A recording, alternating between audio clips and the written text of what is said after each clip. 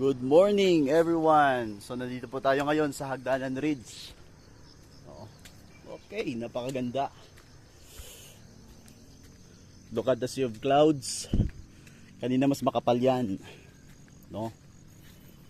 So we set up our tent here. So dalawang tent under of our tarp. Napakaganda. This is the campsite.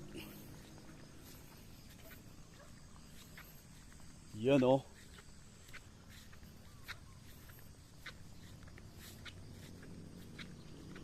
Napakaganda dito guys. So relaxing. Dyan lang po yung highway. No? So maganda dito.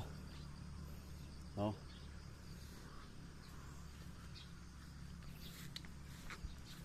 Green masyado.